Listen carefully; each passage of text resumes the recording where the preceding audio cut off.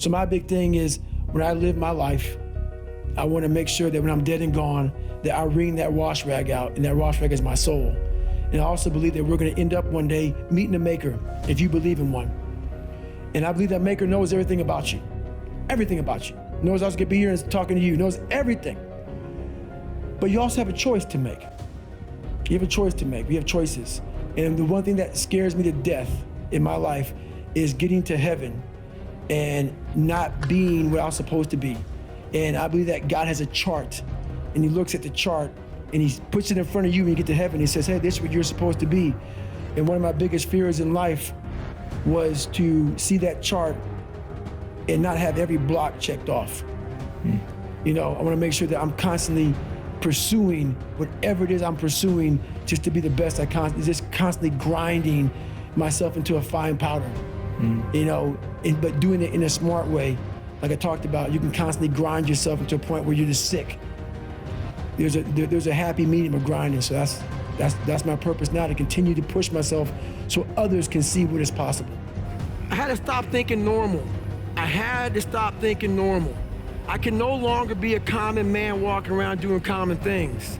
But no one taught me this stuff. It wasn't like I had, you know, I paid a trainer to come train me. Jenny Craig didn't come down and miracle my ass. None of this happened. It was on me. And that's the thing you have to realize. Everything you do, you may have some support, you may not, but it's on you. You have to make the decision whether you want to be a badass or whether you just want to be mediocre and everything's okay.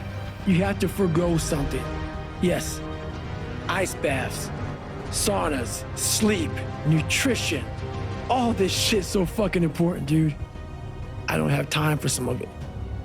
To extract what I had to extract, something had to give. Like the same age you were giving speeches, I was trying to figure out how to say the without stuttering. And I realized as I got older that all these things are important. But for me to stop stuttering, I gotta build fucking confidence. And speech therapy didn't help that. Nothing helped that. I have to forego a lot of shit to be as fucked up as I am to build confidence. What you're dealing with is what we don't want to deal with. It's the fact that we have to think about all these things that we don't like about ourselves. We like to use life as a big escape. That escape is not there anymore. All these distractions that we use, they're no longer there. This is the time right now for you to stop avoiding things. Get that pen and paper out. Look inside yourself. Stop looking at me or other people out here to be the hero of your story. This is time for you right now in all that solitude to get to know who you are as a person. Be alone with yourself. Write that shit down. Start to face these different things in life. Knowing one thing in life, we are all very fragile in this world.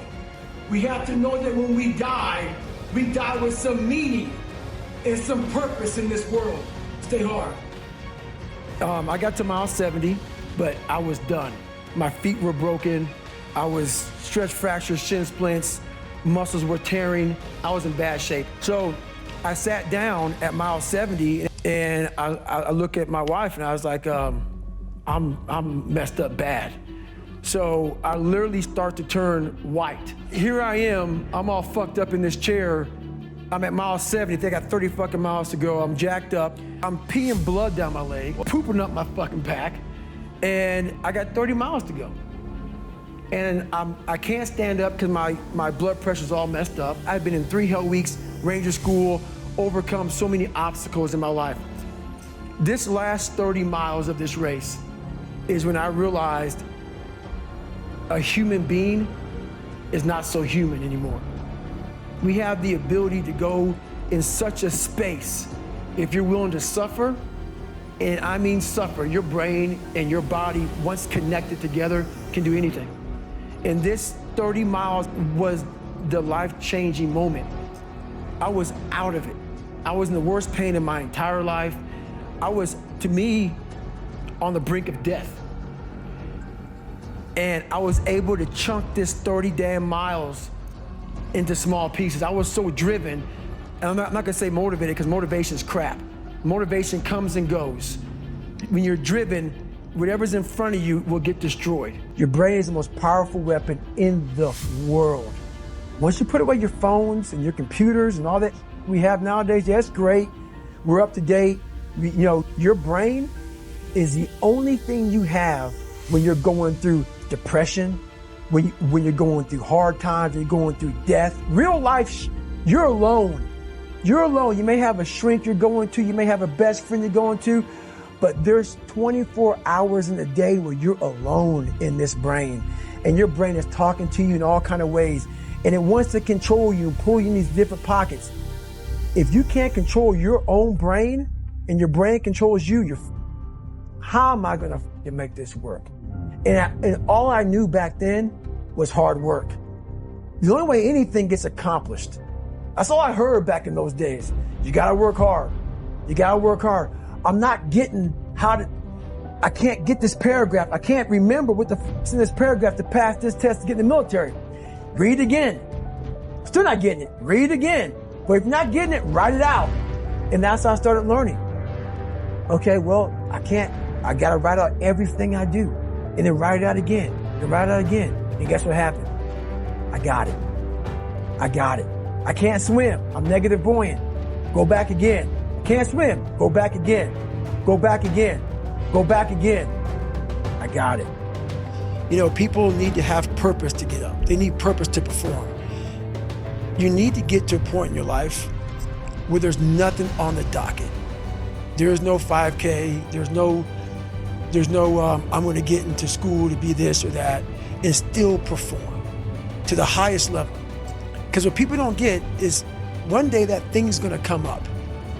And if you're not constantly performing without purpose, you're not going to be ready when the time comes.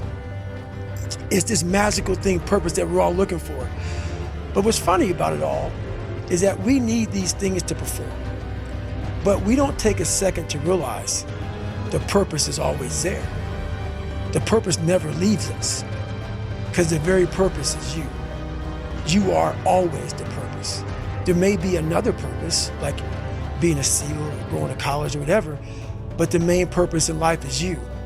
So if you wake up in the morning and you don't want to do something, you don't care enough about yourself. And that's what you need to really research is, man, why am I not doing this for myself? Because that is the number one purpose in life, is to better oneself.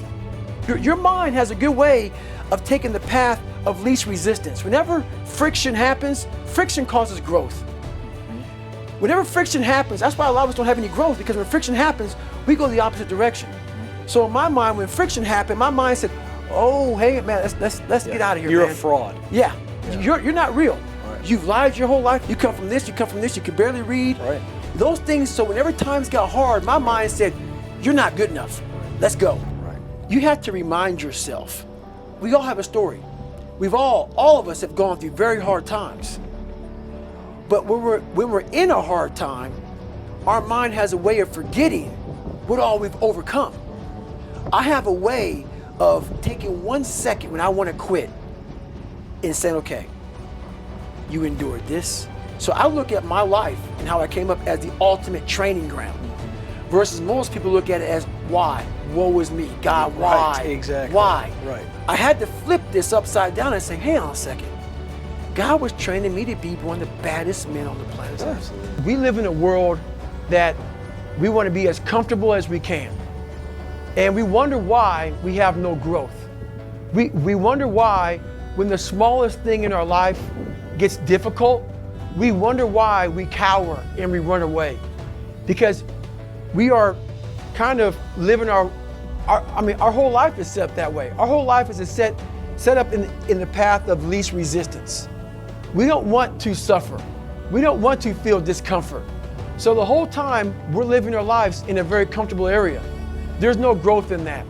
So for me, I realized that. The reason I became 297 pounds is because that was comfortable. What was very uncomfortable was running.